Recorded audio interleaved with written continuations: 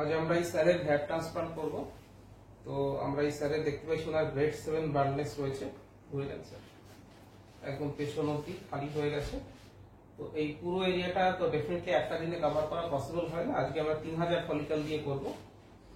তো আমরা 3টে জোন আজকে হেয়ার ট্রান্সপ্লান্ট করব বলে ঠিক করেছি। জোন 1, ওনার ক্ষেত্রে জোন 1 দেখুন আমরা বাঁ দিক থেকে ডান দিকে কাঁচির মতো করে করেছি। তো এই যে জোন 1-এ আমরা অ্যারাউন্ড 1400 ফলিকল দেবো। এই 1400 ফলিকল গুলো বাড়বে, বেড়ে এই চুলগুলোকে ডান দিক থেকে বাঁ দিকে আঁচড়াতে হবে।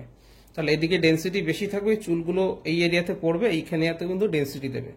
সেকেন্ড হচ্ছে জোন 2, এখানে অ্যারাউন্ড আমরা 800 মতো ফলিকল দেবো। জোন 3 এখানে 800 ফলিকল দেওয়া হবে। সব মিলিয়ে 3000 ফলিকল আমরা ট্রান্সপ্লান্ট করব। পেছনের যে এরিয়াটা 4A যেটা দেখতে পাচ্ছেন, এবং এইখানে যে 4B এরিয়া রয়েছে, যেটা এই 4B এরিয়া, এই দুটো এরিয়া 4A 4B আমরা কিন্তু সেকেন্ড স্টেজে করব। তো এটা গ্রেড 7 বার্ডনেস, এটা খুব চ্যালেঞ্জিং সার্জারি হয়। চ্যালেঞ্জিং সার্জারি এই কারণে যে ওনার এত বড় এরিয়া কভার করতে হবে, এতগুলো ফলিকল দরকার, প্রায় 5500 থেকে 6000 ফলিকল দরকার। এটা 1 নম্বর কারণ।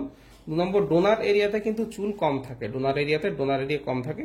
আমরা এই স্যারের ক্ষেত্রে দাড়ির থেকে ফলিকল নেব। দাড়ির থেকে অ্যারাউন্ড 1800 মতো ফলিকল আমরা দাড়ি থেকে নিয়ে নেব। 1200 ফলিকল আমরা মাথার পেছন থেকে নেব। এই 1800 এবং 1200 টোটাল 3000 ফলিকল দিয়ে আজকে আমরা এই 1, 2 এবং 3 তিনটে জোন কভার করব।